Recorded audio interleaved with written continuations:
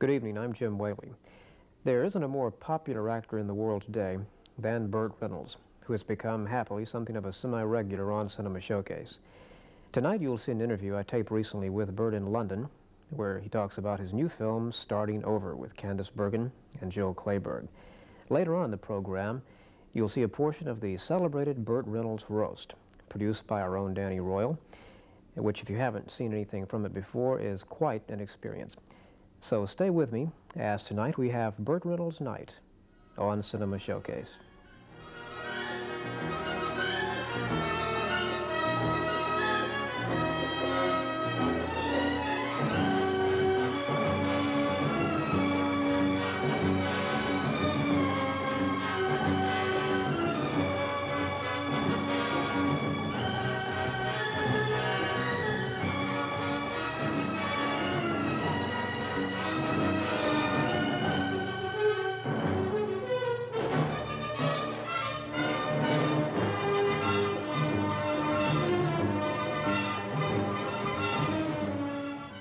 I got a job.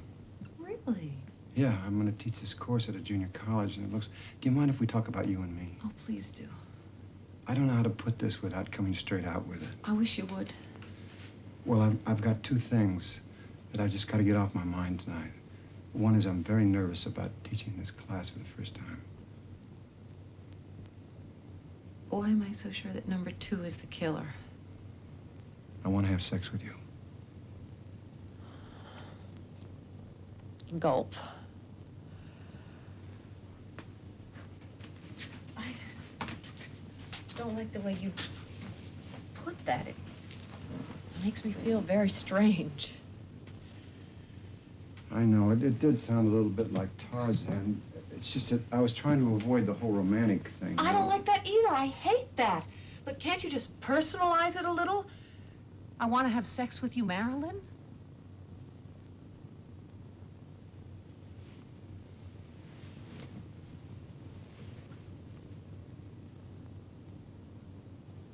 I want to have sex with you, Marilyn. I want to have sex with you, Potter.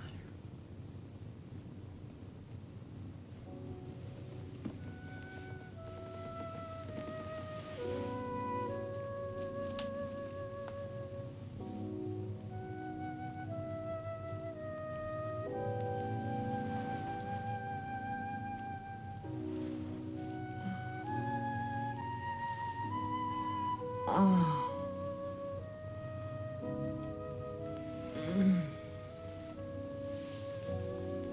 Take it easy. I'm not that good. Let me, first of all, Mr. Reynolds, say what a pleasure it is to see you again. I think it's been far too long since you've been on Cinema Showcase. Thank you, Jim. And maybe before too much longer, we can get you back in the studio in Atlanta. Yeah, I like going in there, but you should have some more posters of mine now. Next time you come, we'll have a lot of them.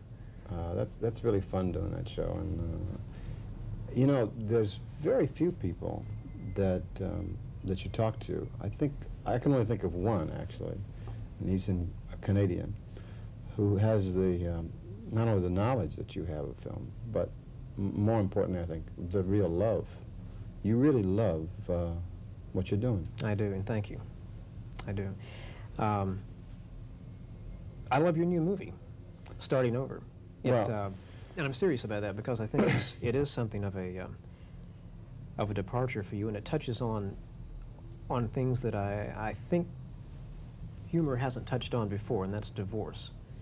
And well, I think they've touched on it, but I don't think they've touched on it from the male point of view, yeah. And unmarried woman certainly touched on it, but I don't think they've gone into the area which is the loneliness and the kind of I don't know, that gray area where a man suddenly realizes after 18 years of marriage that he's in his mid-40s, that he's out on his own, and he doesn't know how to do any of the new dances or any of quite how to handle the whole new generation of people that have kind of their whole attitude about sex, their whole attitude about everything. And he's been kind of caught up in his work. Mm-hmm. And there he is, kind of thrust out into the world. And I don't mean this to sound in any way that it isn't doubly rough for women, but I don't think anybody's ever done a film from the male point of view about divorce. Yeah. And in that sense, it is a first. Mm-hmm. When you first read the script, what intrigued you most about it? Was it what you just described, or was it what it allowed you to do in terms of characterization? Well, to be really very candid, I felt that it was something that I'd gone through and that I understood very well, and that no one knew that part of me. And I didn't quite know whether I wanted to expose that part of me. But and the writing was so good, and the director is so good, and the cameraman is so good, and the actresses were so good, that I thought, well, you know, if you're ever going to take a chance in your life, now's the time to do it, you know. So all those things combined were what really made me want to do it. When you work with a director like Pakula, who I think has developed a reputation, justly so, as an actor's director, do you find that any more challenging than working with someone who, let's say, is more of an action director, or does each film just require? I'll tell you something interesting about Pakula. He is an actor's director. But my biggest fear of Alan was that he was pedantic and a perfectionist. And there's nothing wrong with being a perfectionist, except that film is something that you either grab the moment and you have it, and then you move on, I think. It became a long-standing joke between the two of us, because after about the second week of shooting, I kept telling him, look, I'm not good after take 12, you know. I start doing things differently. And he did about 14 takes, and on the 14th take he said, perfect, let's have one more. And I said, why don't you just print the last one twice? He did. What happens, though, it's a big lesson for me as a director, is that once you get that take, that, especially if you trust someone like Alan, and I do trust his taste, and he says it's perfect, then he says, let's go once more. You can really do anything you want to do, because you've already got it. So you can go bananas. And what we did, we had the kind of relationship where I had a lot of things I wanted to do with the character, but I also felt that I wanted to keep the character very unlike any other character I'd ever played before, and much smaller in terms of comedy, much more subtle and much more real, much more vulnerable, and much more honest. But I did want to do a certain amount of shtick, if you will. Yeah. But I felt that it should all be stuff off of someone else. It should be looks, just moments, you know, timing off somebody else's show. So after he got what he called his perfect take, or his take that he wanted, I said, now I get mine, and I would do whatever I wanted to do. I say this in all modesty, about 75% of the stuff that I did on my take is in the film.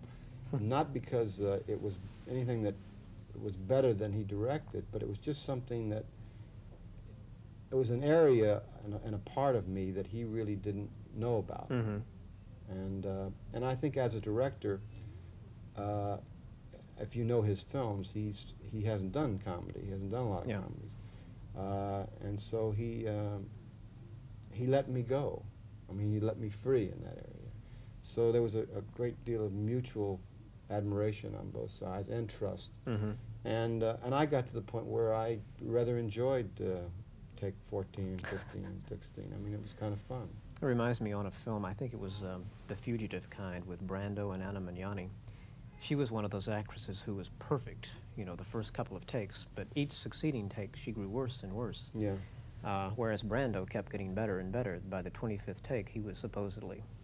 Yes. And it drove everybody crazy. Well, by that time he'd learned his lines.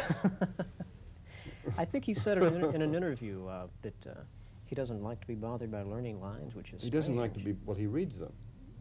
It's a wonderful story.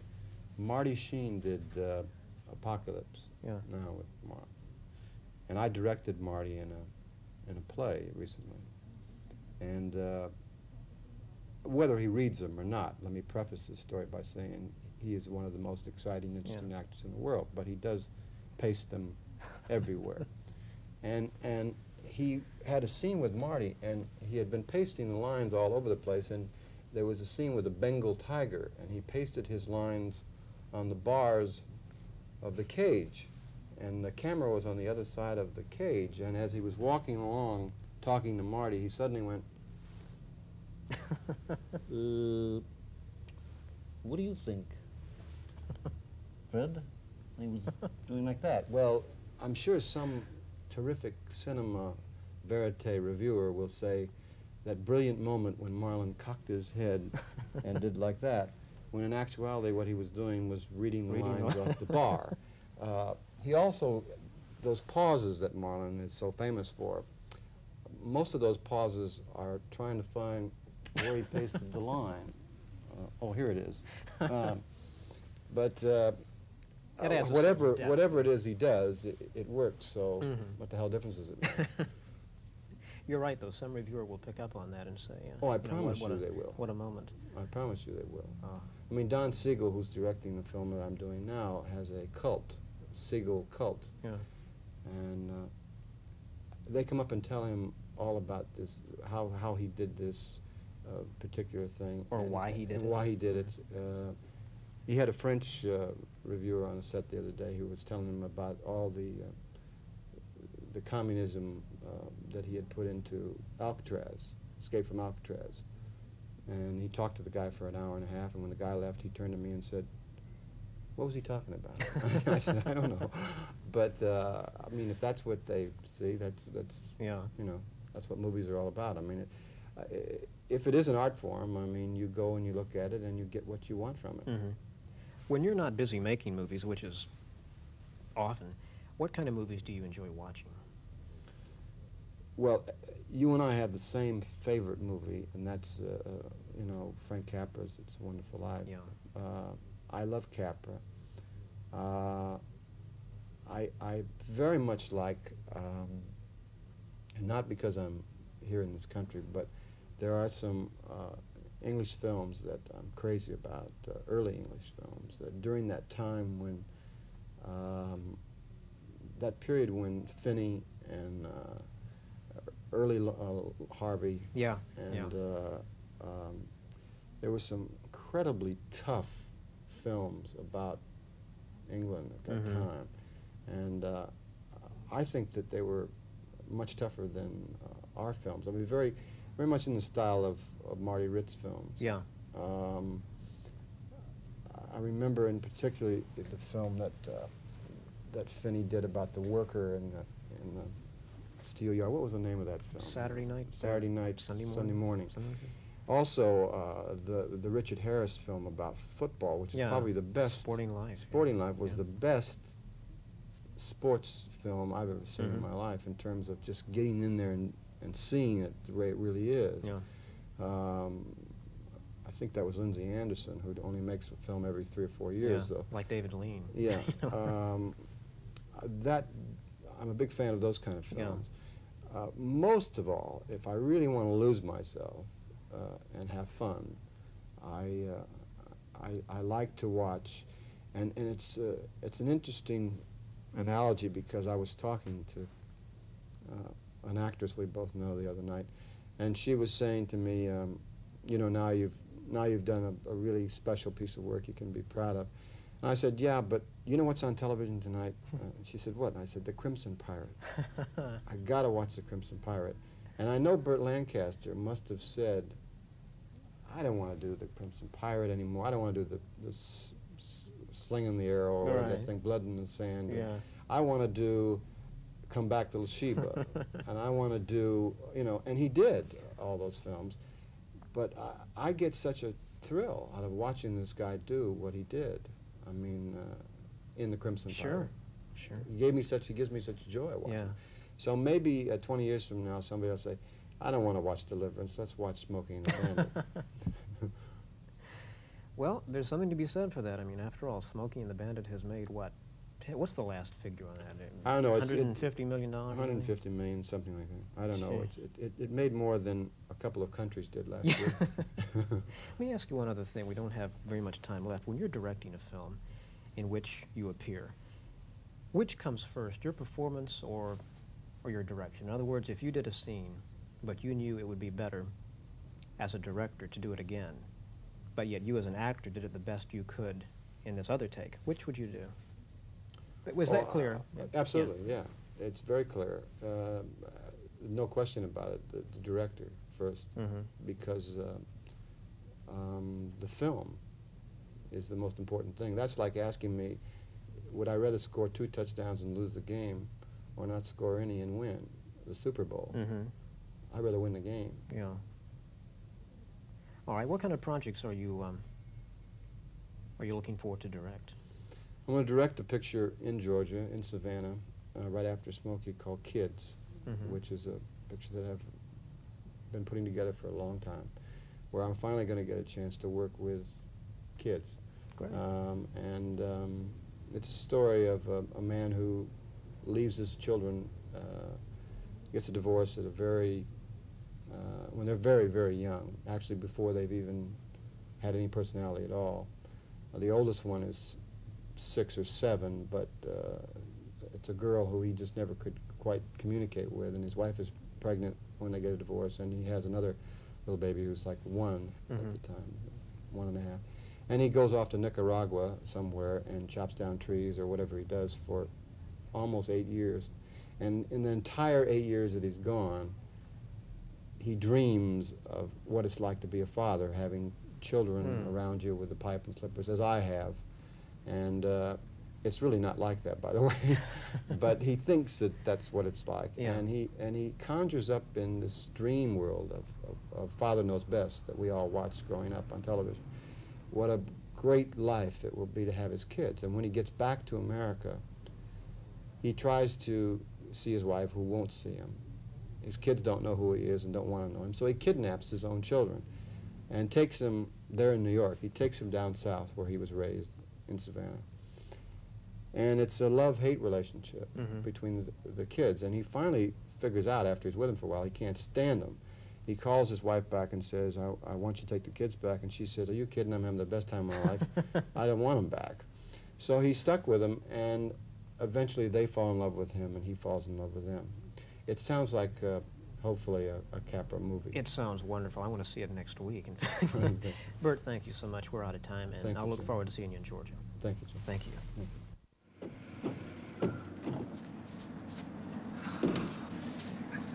I won't let anyone do that to me. I just won't. Will you get in the car? Do you think I'm a one-nighter? Do you? Will you get in the car before you I am get no cold? one-nighter. I'm a teacher. I'm going for my master's. I am no one-nighter. Get in the car before you catch And even pneumonia. if I have been, I won't be that for you. I left you a note. I left you a note. You did not. I left you a note. Ah, what did it say? I'll see you tonight, and I hope you understand. How'd you sign it? Best wishes for your continued success, Philip Potter. It's a joke.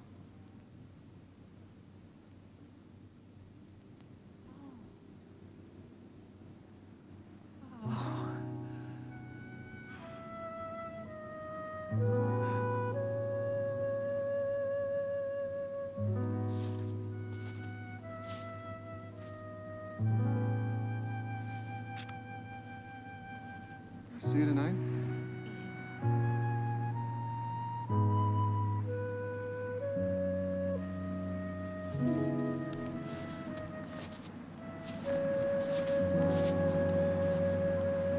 If you can avoid it, Brother, you didn't act crazy anymore.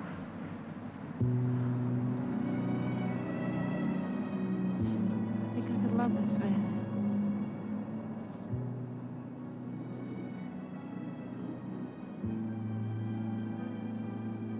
Oh, God. I really didn't know that I was saying that. It just came out. I'm really sorry. Ooh. Just forget about it, okay? I just say that. A scene from Starting Over, featuring Burt Reynolds. Right now, we're going to take a look at a portion of the, by now famous, Burt Reynolds roast. Let's have it for Miss Sally Fields.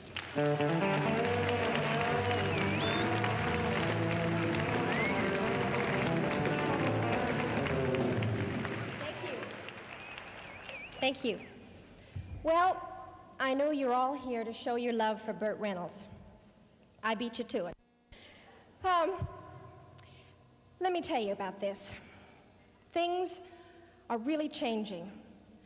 Sure, I bet you're all sitting out there and you think you know how many women are after this man, right? Do you know? Wrong, that's what I thought. Thank you, Mother. Do you know that the hotel has just installed a take-a-number machine outside of his room? I myself have number 88. But that's okay. I happen to know from first-hand experience the lines move fast.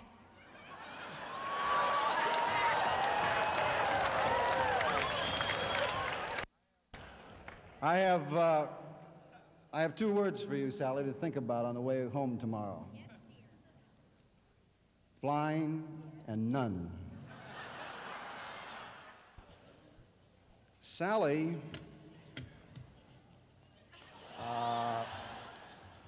Sally and I have had this kind of wonderful relationship for the last year. You were privileged tonight to see it end.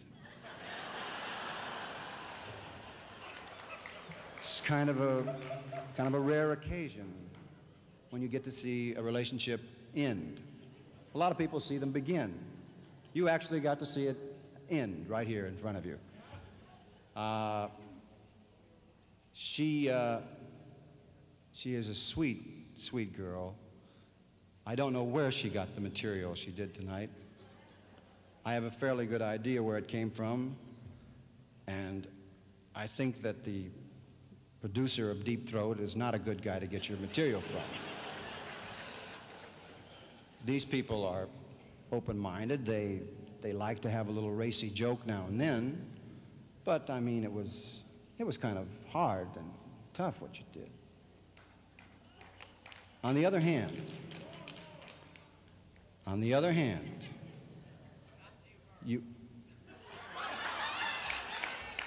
when you get your own roast, you can say what. On the other hand, you said some very funny things. I forgive you for all of them.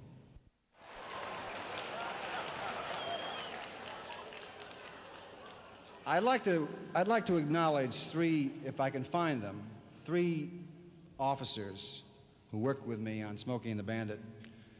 Officers Sheffield, Jackson, and Gay.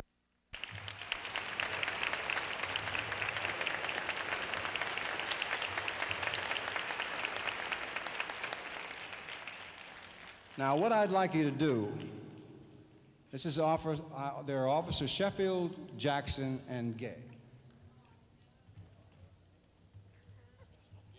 Now, it's probably fairly easy to guess which one is Jackson.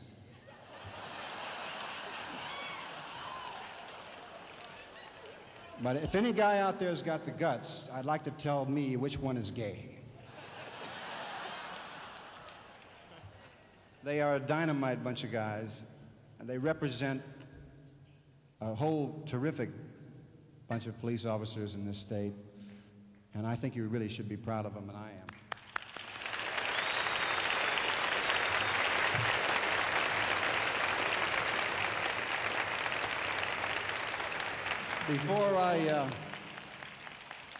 Before I close tonight, I've had a lot of fun. It's very difficult for me. I've never learned how to accept compliments very gracefully. I've always been kind of flip and silly, but I was very touched by tonight. The money that you paid to come in here doesn't go to any of these people up here. What?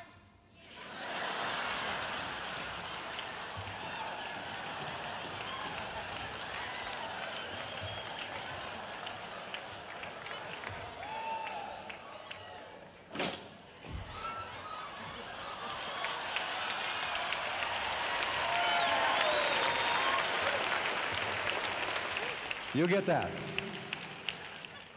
It goes for some victims of a very bad flood, and I think we all know who they are, and I appreciate it, and they appreciate it.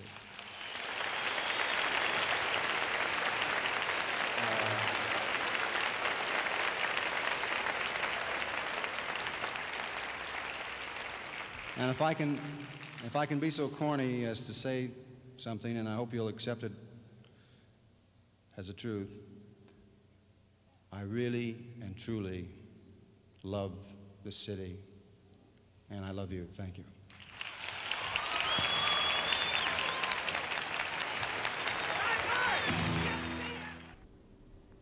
I told you, quite an experience. I certainly want to thank you for watching tonight, and my thanks to Burt Reynolds for appearing on the program. He will be once more in the studio to tape another program very soon. So I hope you'll keep watching. For now, thank you.